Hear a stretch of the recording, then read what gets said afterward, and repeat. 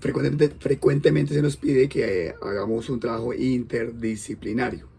Implica entonces cómo colocamos a la psicología a dialogar con la ciencia política, con la antropología en su acepción de antropología política, con la filosofía en su posibilidad de filosofía política.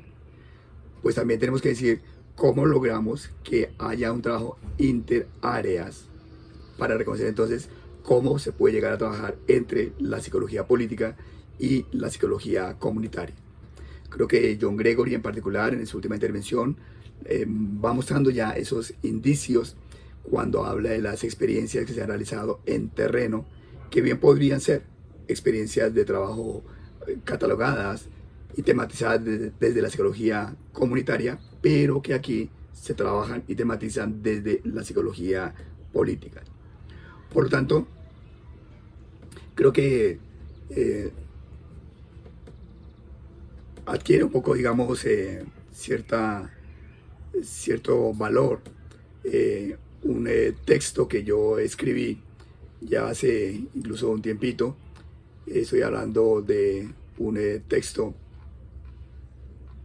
publicado en el 2013, si no me equivoco, donde titulé ese documento justamente como Encuentros y desencuentros entre la psicología comunitaria y la psicología política, para reconocer pues varios aspectos que ustedes pueden igualmente, si desean leer más a profundidad, entrando a internet con ese título. Repito, Encuentros y desencuentros entre la psicología comunitaria y la psicología política. Igual ahora lo puedo colocar acá en este chat para que pues estemos ubicados. Allí entonces yo planteo cómo es posible encontrar algunas relaciones. Digo, por ejemplo, cómo es posible reconocer primero que no hay una psicología comunitaria en singular, sino que lo que hay son psicologías comunitarias en cuanto que hay modelos de psicología comunitaria.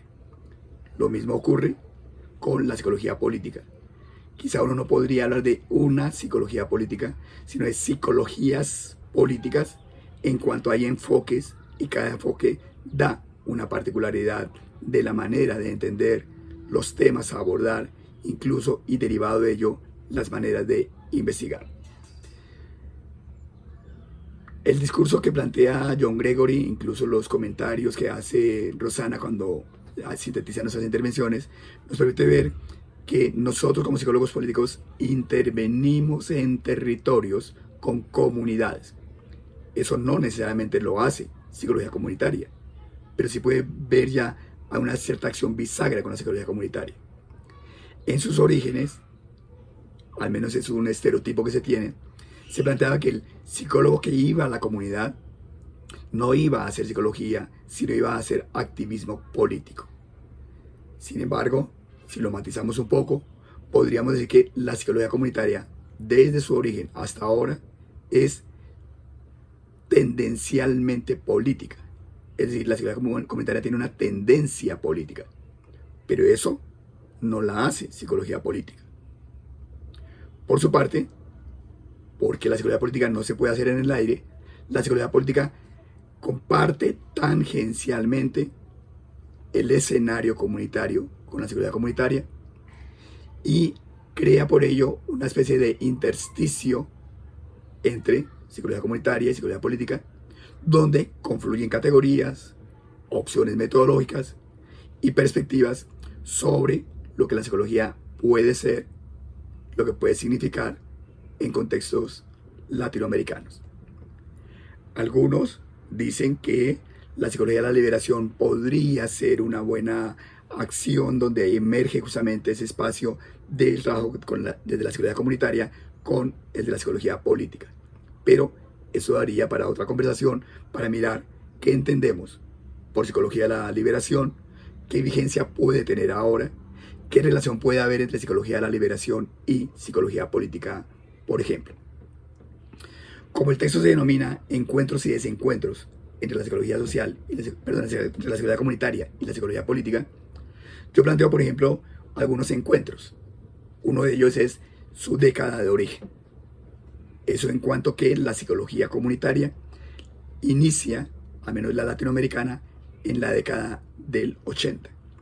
Y la psicología política, para algunos, también inicia en esa década del 80, o algunos le colocan la década del 70, cuando, producto de las dictaduras militares en América Latina, pues los psicólogos se ven obligados, sobre todo en el Cono Sur, a indagar las consecuencias psicológicas de esos procesos de dictadura.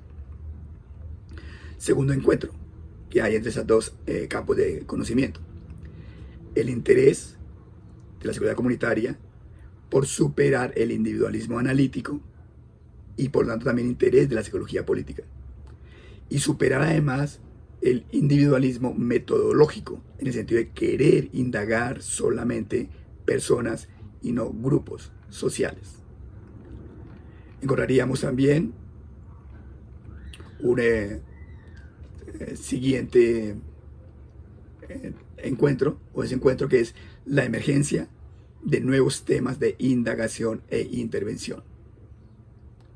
La psicología comunitaria logró posicionar categorías como las de comunidad, autogestión, participación, que no son categorías psicológicas, no son categorías de la psicología tampoco, sino que son categorías que va recogiendo en su trabajo interdisciplinar la psicología comunitaria, sobre todo de la sociología, y Marisa Montero generalmente lo explicita de esa manera, de la sociología que se realiza desde Colombia a partir de Orlando Fals Borda. Igualmente, la psicología política reconoce la necesidad de abordar temas que habían sido de escasa investigación de parte de la psicología, aún de la psicología social. Temas como la persuasión, la propaganda política. En términos general, los procesos psicosociales explícitos en lo que se denomina el arte de gobernar. En el Cono Sur, entonces decíamos, y en Centroamérica ya en la década del 90, la posibilidad de indagar desde la psicología los movimientos de liberación nacional, lo que hace que cambien, por lo tanto, las categorías y haya un cierto interés por la ideología, la participación política, qué elementos psicológicos se requieren para fomentar la participación política, el estudio del poder, que ha sido un poco escaso desde la psicología, se toma más desde el punto de vista de cierta reflexión filosófica de los planteamientos de Foucault, pero que podría tener una mirada mucho más desde la psicología en la dimensión psicológica como proceso psicosocial. Mirar también, repito, en términos del Cono Sur en la década 90, quizá ahora más cercanamente para Colombia, los efectos psicosociales de la tortura, y eso implica entonces de la tortura pues, por parte de los torturadores. Sabemos que una de las primeras personas que indagó sobre eso y que lo puso sobre el tapete fue Ignacio Martín Baró, y ahí podríamos encontrar ese elemento como importante.